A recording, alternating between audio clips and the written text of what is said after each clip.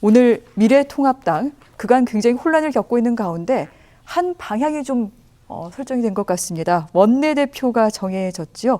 오선의 주호영 의원이 새 원내대표로 선출이 됐습니다. 원내지도부 경선 오늘 오후 2시에 그 결과가 알려졌는데요.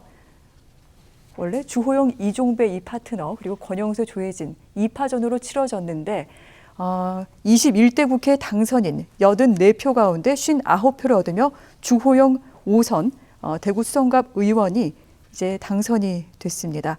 새 원내 사령탑, 사실은 해야 될 일이 굉장히 많기도 하고요. 21대 총선 참패 뒤 당을 수습을 해야 되기도 합니다.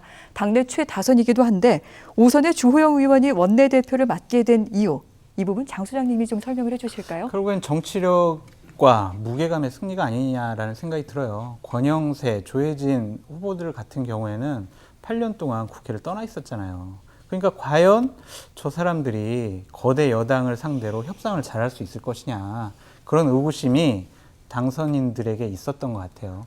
그렇기 때문에 당을 재건해야 되고 위기를 수습해야 되고 그리고 여당을 견제해야 되는 이러한 원내대표로서의 역할을 그래도 5선인 주호영 의원이 잘할 것이다 라는 판단을 내린 것 같습니다. 네, 상대편이라고 얘기를 할까요? 민주당의 김태년 이제 원내대표에 맞서서 그래도 5선의 주호영 의원 좀 노련하게 잘 대처할 수 있을 것이다. 거대 여당을 상대해야 되기 때문에 이러한 표를 얻었다. 이렇게 분석을 해주셨는데요. 사실 저희가 맨 처음에 얘기하기에 이 전체 84석 가운데 초선 의원이 40석 가까이 되잖아요.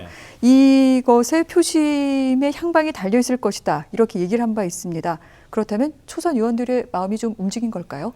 글쎄요. 초선 의원이 40% 정도 차지하고 있기는 하지만 영남 네. 의원이 또 3분의 2 정도 차지하고 있습니다. 그렇죠? 70% 정도 차지하고 있어서 네. 초선 의원의 마음이 움직였다. 그렇게 또 설명할 수도 있겠지만 영남 의원들의 마음이 움직였다. 이렇게 또 설명이 가능할 것 같아요. 영남 의원들의 마음은 계속 영남 쪽에 있었지 않았을까요? 어떻습니까? 네. 근데 주호영 의원이 아무래도 제가 볼 때는 대표주자로 나왔다고 볼 수 네. 있어요. 그러니까 다른 의원들이 영남권에서 지금 원내대표 후보군으로 거론이 됐다가 사실은 다 포기해버렸거든요. 근데 그렇게 했던 이유도 그래도 그나마 지금 이제 영남권에서 다수의 당선자가 나온 상황이기 때문에 지금 미래통합당을 앞으로 영남권의 주축으로 해서 끌고 가야 된다고 하는 불가피성을 인정했다고 볼 수 있습니다. 네. 왜냐하면 당이 앞으로도 굉장히 큰 혼란이 있을 수 있기 때문에 그래도 영남이 당의 어떤 중심축이 돼서 당을 다시 재건해야 되겠다고 하는 의무감도 있었을 거라고, 책임감도 있었을 거라고 보고요. 그 다음에 이제 뭐 작용할 수 있는 부분은 앞서 말씀하셨던 것처럼 주호영 의원이 국회에서 지금 이제 5선을 하가는 과정에서 정책의장이라든가 원내 수석 부대표도 하고 여러 정치 경력을 쌓아왔거든요. 그러니까 그런 부분들에 대한 어떤 믿음 같은 것도 있었을 거라고 보고요. 그리고 반대로 또 권영세 의원 같은 당선인 같은 경우에는 한 8년 동안 국회를 또 떠나 있었거든요. 네. 그리고 또 친박이라고 하는 이미지도 있고 그리고 공안검사 출신이라고 하는 이미지도 사실은 있어요. 그러니까 그런 부분에 대해서 사실은 이번에 당이 새롭게 통합을 하는 데 있어서 그런 이미지가 그렇게 썩 바람직해 보이지는 않는다고 하는 의견도 좀 일부 작용하지 않았을까 싶습니다. 네. 그러니까 그런 것들이 다 복합적으로 작용해서 일단 당을 재건하는 데 있어서는 또 180석에 가까운 여당과 협상을 벌이는 데 있어서는 아무래도 선수도 높고 경륜도 많은 의원이 하는 게 좋겠다라고 하는 의견이 모아졌다고 생각합니다. 네. 여기 하나 이제 좀 덧붙일게요. 그 파트너였던 이종배 정책위 의장, 네. 이분이 작년에 예결위 미래통합당 간사였어요. 그때 많은 분들에게 좀 덕을 베풀었대요. 어떤 뜻인가요? 그러니까 예산을 많이 배정해줬다는 거죠. 의원들이 부탁을 하면 아유 알았어요. 제가 열심히 노력해가지고 배정해드릴게요. 그래서 미리 연락 주는 거예요. 내가 노력해가지고 네. 이번에 당신 지역구에 이런 예산이 배정됐다라고 미리 연락을 해주면 엄청난 생색이 나는 거거든요. 그러한 부분에 대한 고마움도 있었다라고 그래서 이종배 의원이 끌어온 표도 있었다라는 분석도 하더라고요. 좀 사실 이종배 의원이 정책위 의장 파트너로 갔을 때 당내에서는 저쪽 권영세 당선인 쪽에서 좀 반발하기도 했었는데 이러저러한 여러 가지 이의 관계가 좀 맞물려 돌아간 것 같습니다. 일단 당의 안정 그리고 쇄신을 원하는 그런 당선인들의 목소리가 주호영 신임 원내대표에게 모아진 것이다. 이렇게 좀 결론을 낼 수 있을 것 같은데 그만큼 주호영 신임 원내대표의 어깨가 무겁습니다. 21대 국회 문을 여는 통합당의 첫 원내대표 총선에 참패했지요. 당을 수습해야 됩니다. 어떤 방향으로 나아갈지 잡아야 합니다. 아울러 180석이라는 규모의 거대 여당을 견제해야만 합니다. 그렇다면 일단 가장 먼저 해야 될 일은 무엇일까요? 일단 당을 수습하는 거죠. 사실은 지금 그렇기 때문에 주호영 의원이 당선이 됐다고 볼 수 있는 거고요. 뭐 당장 김종인 비대위를 구성할 것인지 말 것인지를 두고 당내에서 혼란이 있지 않았습니까? 상임정국위가 의결 정족수를 채우지 못해서 무산이 되고 그 다음에 정국위에서는 또 비대위를 구성하자라고 이렇게 얘기가 되고 당초 영입을 추진해왔던 김종인 전 위원장의 경우에는 네. 나는 그렇게 하면은 그렇게 짧은 기한으로 설정해서 비대위를 구성한다면 들어올 수 없다. 최소한 내년 한 3, 4월 정도까지 임기를 보장해야 된다. 이런 입장을 보이고 있는 상황이거든요. 그러니까 주호영 의원의 경우에는 당을 수습할 때 결국 상임정국위를 어떻게 의결 정족수를 채워서 네. 만약에 김종인 비대위를 구성한다고 김종인 비대위 구성에 대해서는 긍정적인 입장을 계속 밝혀왔으니까요.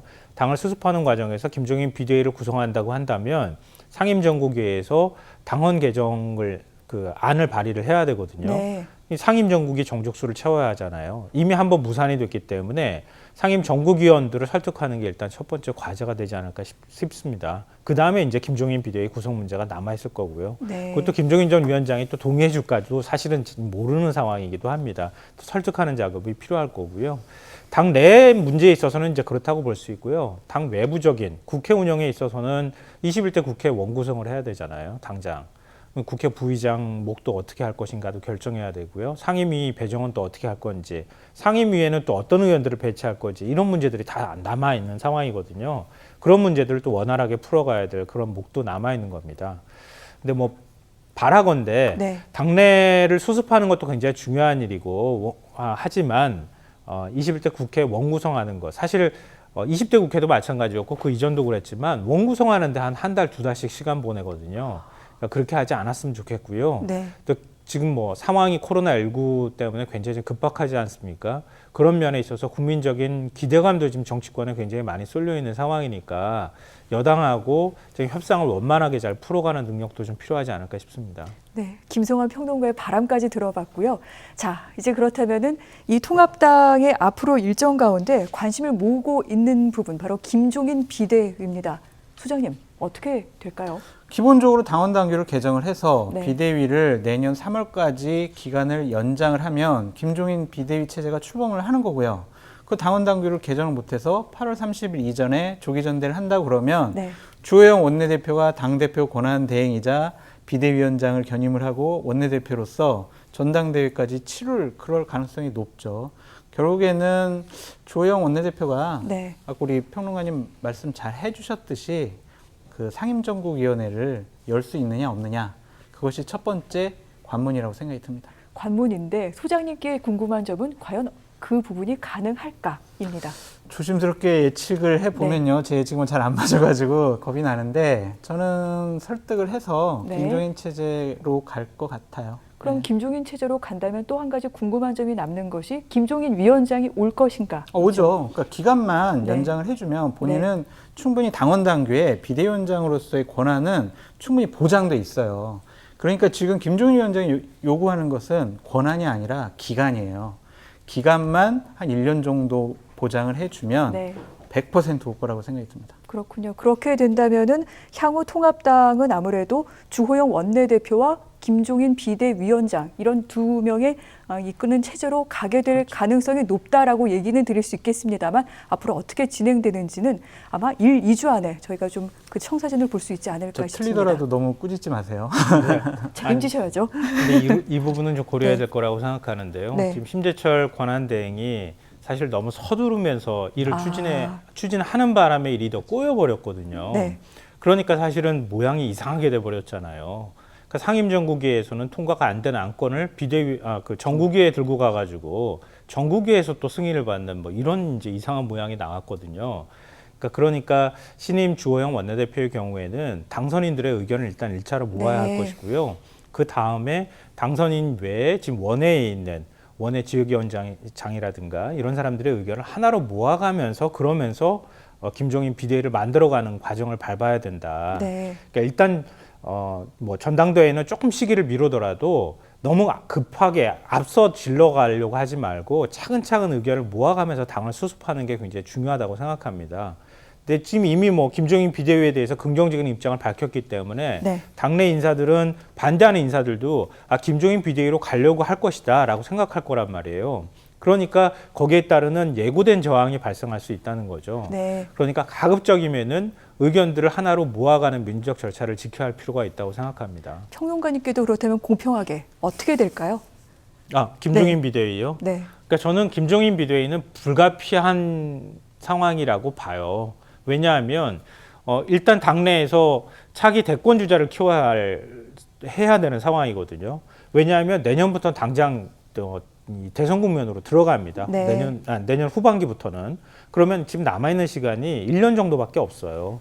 그 기간 동안에 누군가든 당에서 사람을 키워야 되는데 지금 뭐 원내 활동도 해야 되는 상황이기도 하고 한데 당내에서 사람을 키우기가 그렇게 쉽지는 않을 거예요. 근데 그거는 이 강력한 리더십도 좀 필요한 상황이기도 하고요. 좀 현재 당에서 객관적으로 좀 떨어져 있는 사람의 시각도 좀 일부 필요한 측면도 있을 겁니다. 네. 그러니까 그래서 당선인들도 지난번에 당선인 총회대 했을 때도 김종인 비대위 자체를 거부하지는 않았다고 하거든요. 그러니까 그런 방향으로 가긴 할 것이다. 네. 저는 뭐 개인적으로 김종인 만약에 비대위가 구성이 돼서 김종인 위원장이 된다 하더라도 그렇게 개혁과 혁신의 기치를 내세우기에는 좀 부족하다고 개인적으로 생각하지만 현실적으로는 통합당은 그쪽 방향으로 갈 수밖에 없는 상황이 될 것이라고 생각합니다. 알겠습니다.